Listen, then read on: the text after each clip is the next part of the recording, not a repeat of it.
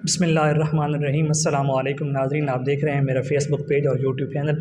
मैं हूं आपके साथ फैज़ुल हसन मलिक। आज इस्लामाबाद हाई कोर्ट ने इमरान खान को जो केस चल रहा था सैफ़र का केस, उसमें स्टे दे दिया 11 जनवरी तक। इससे पहले अगर इस केस की बात करें तो सुप्रीम कोर्ट ने ज़मानत दी है इमरान खान और शाह महमूद कुरैशी दोनों की। सुप्रीम कोर्ट की ज़मानत के बाद हमने देखा कि जैसे किस तरह शाह महमूद कुरैशी को इतना बेइज्जत करके जो साबिक़ वज़ीर ख़ारिजा रह चुके हैं पाकिस्तान के, उनको किस तरह पंजाब पुलिस ने पकड़ा और फिर उनको गिरफ़्तार किया गया। आज फिर जो अदालत ने, रावलपिंडी अदालत ने उनको जो है जुडिशल कर दिया और वो दोबारा जेल में चले गए हैं। हमारे साथ मौजूद हैं senior Supreme Court reporter Saeed Baloch sahab. उनसे जानते हैं, सर आप ये बताइएगा कि जैसे कि अदालत से तो रिलीफ मिल रहा है सैफर केस में, सुप्रीम कोर्ट ने भी ज़मानत दे दी, आज फिर इस्लामाबाद हाई कोर्ट ने भी स्टे कर दिया, लेकिन जैसे सुप्रीम कोर्ट ने इस केस में ज़मानत दी, दूसरे दिन से ही सारे गवाहान को पेश कर दिया, दोबारा जो है जेल में ये केस चला। तो आप सारे सिनेरियो को, सैफर केस की क्या हकीकत है, कैसे देखते हैं? बहुत शुक्रिया फैज़। देखें, बात ये है कि आम इंतखाबात सर पे हैं और आम इंतखाबात से पहले हर सूरत इमरान खान साहब को भी और शाह महमूद कुरैशी हों या पीटीआई की जो बड़ी क़यादत अभी पार्टी में रह गई है, काफ़ी सारे लोग तो छोड़ चुके हैं, तो उनके बाद जो भी क़यादत है उनको हर सूरत जेल में रखने का शायद हमें ये मंसूबा नज़र आता है। और इसी वजह से अगर किसी रहनुमा की ज़मानत होती है तो उसको किसी दूसरे मुकदमे में गिरफ़्तार कर लिया जाता है। अब देखें कि माज़ी में भी हमने ये देखा कि जब भी नज़र आता था कि इमरान खान की आइंदा किसी मुकदमे में ज़मानत होने वाली है, तो उस ज़मानत से पहले ही किसी और मुकदमे में उसकी गिरफ़्तारी डाल दी जाती। जैसे तोशा खाना वाला मामला चल रहा था तो उस वक्त साइफ़र केस में गिरफ़्तारी डाल दी गई। जब साइफ़र वाला मामला हाई कोर्ट से सुप्रीम कोर्ट पहुंचा और उसमें नज़र आ रहा था कि अब इसमें ज़मानत हो जाएगी, तो फिर नैब की जानिब से जो अलकादिर ट्रस्ट केस था उसमें गिरफ़्तारी डाल दी गई। अब जब अलकादिर ट्रस्ट केस घूमता फिरता सुप्रीम कोर्ट पहुंचेगा तो फिर उसमें पीछे नैब की जानिब से तोशाखाना रेफरेंस फ़ाइल किया जा चुका है, फिर उसमें शायद गिरफ़्तारी डाल दी जाए। तो मकसद इसमें यही नज़र आता है कि आम इंतखाबात से पहले इमरान खान हो या शाह महमूद कुरैशी हों या परवेज़ इलाही हों, इनको बाहर नहीं आने देना।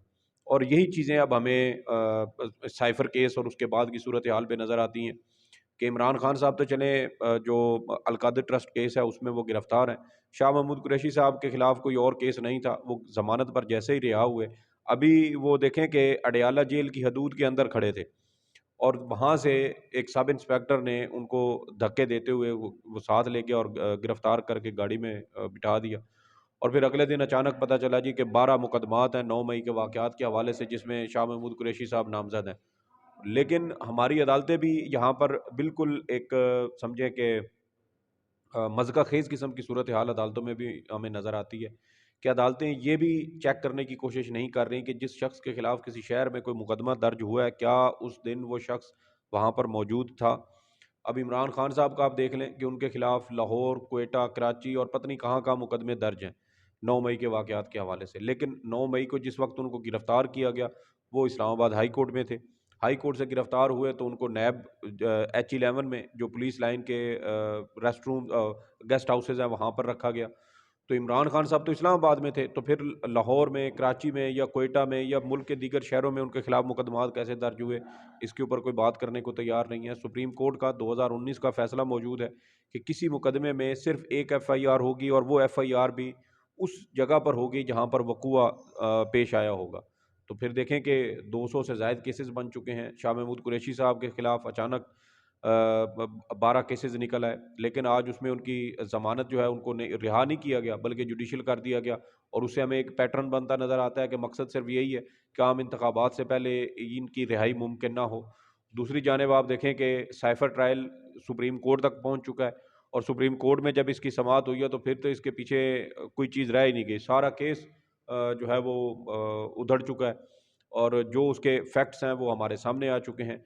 और जिस साइफ़र की बुनियाद पर इमरान खान के ख़िलाफ़ या शाह महमूद कुरैशी के ख़िलाफ़ सज़ाए मौत जैसी संगीन दफ़ात लगाई गई हैं, वो तो सुप्रीम कोर्ट में पता चला कि वो तो साइफ़र, अब साइफ़र रहा ही नहीं है जब वो डिकोड हो जाता है। साइफ़र तो एक ऐसी दस्तावेज़ है जो खुफिया कोड्स की सूरत में आती है, जो बैरून मुल्क से पाकिस्तान के सफारत खाने या पाकिस्तान के सफ़ीर वज़ारत ख़ारिजा को भेजते हैं जब कोई ऐसा अहम पैगाम हो जिसका हर सूरत और बहुत जल्द अपने वतन को जिसके बारे में बताना ज़रूरी हो, तो वो साइफ़र की सूरत में आता है। और जो अमेरिका में डोनाल्ड लू के साथ जो भी मुलाकात रही असद मजीद की, उन्होंने उसको एक साइफ़र की सूरत में वज़ारत ख़ारिजा को भेज दिया।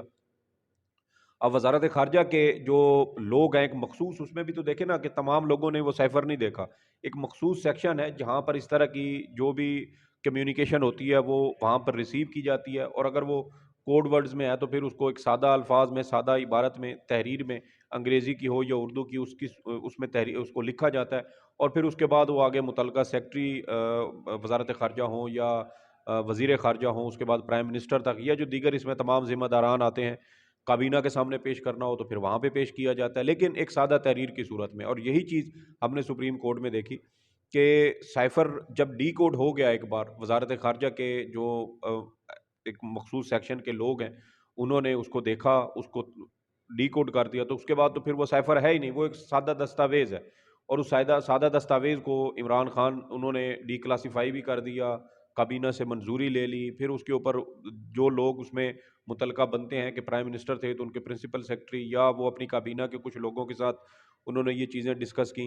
तो ये सारी चीज़ें तो फिर वो डी कोड होने के बाद आ रही हैं, डी क्लासीफाई होने के बाद आ रही हैं। तो फिर साइफर के ऊपर जो सजाए मौत की या 14 साल सजा के हवाले से जो दफात लगाई गई हैं वो तो उसके ऊपर लगती रही हैं। और बुनियादी तौर पर तो इसके ऊपर केस दर्ज होना चाहिए था वजारत खारजा की जानिब से, क्योंकि दस्तावेज़ वजारत खारजा के पास आई, वहाँ उन्होंने ही उसको ट्रांसलेट किया, सादा एक मतन बनाया, वो मतन फिर आगे वज़ीर खारजा हो या जो दीगर मुतलका अफराद बनते हैं, प्राइम मिनिस्टर हो, कैबिनेट हो, उनके सामने पेश किया गया। तो मुद्दई तो वजारत खारजा को होना चाहिए था, और ये नुकता भी सुप्रीम कोर्ट ऑफ पाकिस्तान में ज़ेर बहस आया कि भाई इसमें तो वजारत खारजा बननी चाहिए थी फरीक। और वजारत खारजा ने आज तक किसी भी जगह पर यह नहीं कहा कि उनके जो स्पेशल प्रोटोकॉल्स हैं इस तरह की ख़त किताबत के हवाले से या साइफर के हवाले से, वो आज तक वायलेट नहीं हुए। और अगर वो हुए होते तो वो लाजमी रिपोर्टेड चीज़ें होती। तो इसमें पूरे केस में आप देखें तो आपको बहुत बड़े बड़े झोल इसमें नज़र आएंगे, खामियां सुकम इसमें नज़र आएंगे। फिर आप देखें कि जो प्रोसीजर फॉलो होना चाहिए था वो प्रोसीजर फॉलो नहीं किया गया। यानी कि अगर एफआईआर दर्ज भी होनी चाहिए थी तो कानून के मुताबिक पहले जो भी इसमें मुद्दई बनता वो मजिस्ट्रेट को दरख्वास्त देता, एक प्रॉपर प्रोसीजर है जो हमारे ज़ाब्ता कानून में मौजूद है, लेकिन उसको भी फॉलो नहीं किया गया। वो तमाम जो दीगर लोग हैं जिनको गवाहान के तौर पर पेश किया गया है, अब उनमें से सवाल होगा जब जरा होगी तो ये सारी चीज़ें मजीद खुलेंगी कि अच्छा जी आपने साइफर पढ़ा था, वो कहेंगे जी नहीं पढ़ा। आपने साइफर देखा था जी नहीं देखा, उसमें मतन क्या था, क्या लिखा हुआ था जी नहीं पता। तो यही वो सवालात हैं जो जब जब खुलेंगे तो इसमें मजीद चीज़ें जो है वो एक्सपोज होंगी कि जिन लोगों ने साइफर को देखा तक नहीं, जिनको उसके मतन तक का नहीं पता, वो अगर यकतरफा बयान दे के चले जाते हैं तो फिर उस बयान को आप तस्दीक कैसे करेंगे कि जो बयान इन्होंने दिया है यही चीज़ साइफर के अंदर लिखी हुई है। इमरान खान के खिलाफ आप ये सारा केस चला रहे हैं और ये हाई कोर्ट से होता हुआ सुप्रीम कोर्ट आएगा तो फिर यही सवाल खड़े हो जाएंगे, क्या एक साबिक वज़ीर आज़म के खिलाफ जो ट्रायल चला था वो उसमें शफाफ ट्रायल के तकाजे पूरे हुए थे, क्या वो उसकी ओपन हियरिंग हुई थी? नहीं हुई। क्यों? क्योंकि आज मीडिया अलाउ नहीं है, आप चंद मखसूस लोगों को जाने देते हैं और वो मखसूस लोग कौन है, उसकी फहरिस्त कहाँ से आती है, ये मीडिया मालकान को ही नहीं पता। सारे तकाजे पूरे होने चाहिए थे साइफर केस में, वो पूरे नहीं हो रहे। फिर अब फर्द जुर्म का एक बार इस्लामाबाद हाई कोर्ट उसको कलअदम करार दे चुकी है, फिर दूसरी बार अब दोबारा से आप देखें कि आज समाअत हुई और उसमें फिर कह दिया कि 11 जनवरी तक इसको केस को सर मुलतवी किया जाता इसी है। पर मेरा एक सवाल है। जैसे पहले सुप्रीम कोर्ट ने कहा कि उनकी ज़मानत मंजूर हो जाएगी, मगर उन ज़मानत मंजूर होने के बावजूद शाह महमूद कुरैशी के साथ आपने देखा किस तरह केसेस बनाए गए। अब आपको क्या लगता है कि जैसे हाई कोर्ट ने इस केस को रोका है, स्टे दिया है, तो आगे जाकर दूसरे दिन ही, जिस दिन सुप्रीम कोर्ट ने इनको ज़मानत दी है, दूसरे दिन ही गवाह सारे पेश कर दिए हैं एक ही दिन में, और दोबारा जो है वो ट्रायल शुरू कर दिया गया जेल में। अब आपको क्या लगता है, क्या ये अपने अमल दरामद कर पाएगी हाई कोर्ट का जो आज का फैसला है, या मज़ीद कोई इसमें तेज़ी आ जाएगी?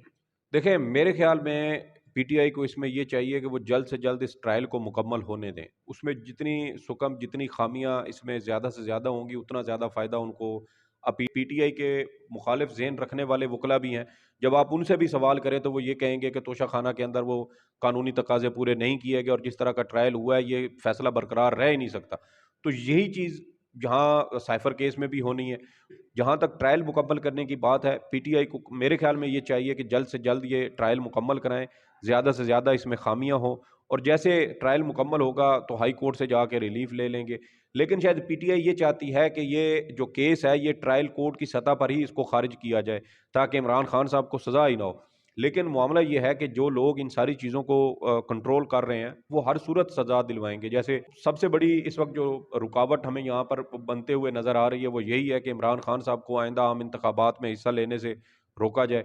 और एक केस में उनकी सज़ा हो चुकी है, उस हवाले से अपील सुप्रीम कोर्ट में ज़ेर अल्तवा है और उसमें उन्होंने यही कहा हुआ है कि मेरी जो तोशाखाना वाली जो जो फ़ैसला है, उस फ़ैसले को मुअत्तल किया जाए, क्योंकि अगर फ़ैसला मुअत्तल हो जाता है तो फिर कानूनी तौर पर इमरान खान साहब इलेक्शन लड़ने के अहल हो जाएंगे। लेकिन अब 10 जनवरी इसमें बड़ी अहम है, क्योंकि 10 जनवरी तक आपके कागजात नामजदगी के हवाले से जो अपीलें हैं कि वो मंजूर हुए, मुस्तरद हुए, एतराज़ात क्या लगे, फिर उसमें ट्रिब्यूनल के पास अपीलें जाएंगी और वो अपीलें निपटाने की आखिरी तारीख 10 जनवरी है। 10 जनवरी तक जितने भी इलेक्शन ट्रिब्यूनल बने हैं उन्होंने ये सारे कागजात नामजदगी मंजूर होने या मुस्तरद होने से मुतल्लिक अपीलें निपटानी है। तो फिर कागजात नामजदगी मंजूर होने या आम इंतखाबात तक उनको किसी और मुकदमे में अगर सज़ा नहीं होती तो फिर इमरान खान साहब जो केस है उसमें आइंदा आम इंतखाबात में वो हिस्सा लेने के अहल होंगे। एक जगह अब देखें कि साथ साइफर वाला केस आ चुका है, फिर अलकादर ट्रस्ट केस है, ये सारे एक ही जगह पर जेल के अंदर इन सब के ट्रायल हो रहे हैं और आहिस्ता आहिस्ता चीज़ें उसी तरफ बढ़ती हुई नज़र आ रही हैं कि जल्द से जल्द इन तमाम मुकदमात की जो है वो समाअत मुकम्मल की जाए। और हर रोज़ शायद ये भी इम्कान है कि एक दिन में 2-2 3-3 फैसले इमरान खान साहब के खिलाफ आ जाएँ और ये भी हो सकता है कि हर रोज़ एक नया केस का फैसला और उसमें उनको नई सज़ा सुनाई जाए ताकि आम इंतखाबात में इनको बाहर निकलने का मौका ही ना दिया जाए। जी नाज़रीन, एक तरफ तो जो है साबिक़ वज़ीर आज़म इमरान खान जो है वो फ़ेयर एंड फ्री ट्रायल की जो है वो दरख्वास्तें दायर कर रहे हैं। उनको फ़ेयर एंड फ्री जो ट्रायल है वो मुहैया नहीं किया जा रहा और उनके जो तमाम केसेस हैं उन सब की जो समाअतें हैं वो अदालत के अंदर होती हैं और यहाँ पर मीडिया को भी अलाउ नहीं किया जाता। और जो सुप्रीम कोर्ट है, सुप्रीम कोर्ट ने साइफ़र का जो केस है इस पे बहुत सारे सवालिया निशान छोड़े हैं और जो केसेस थे कि 4 हफ़्तों के अंदर केस मुकम्मल करना है, उस पर भी बहुत सारे सवालात उठाए हैं। जितने भी कानूनी माहिर हैं या सर सईद बलोच साहब हैं, सीनियर रिपोर्टर हैं, सुप्रीम कोर्ट को कवर करते हैं, उनके मुताबिक यही है कि ये सारी सूरत हाल जो है ये इस तरफ जा रही है कि साबिक़ वज़ीर आज़म इमरान खान को जो है ना वो इलेक्शन से दूर रखा जाए ताकि वो इलेक्शन ना लड़ सकें। बाकी कानूनी तौर पर जितने भी ये केसेस हैं इनकी कोई ख़ास हैसियत नहीं है। जी, अब साइफ़र केस की आगे क्या सूरत हाल बनती है ये आने वाला वक्त ही बताएगा। अब तक के लिए इजाज़त दीजिए। अल्लाह हाफ़िज़।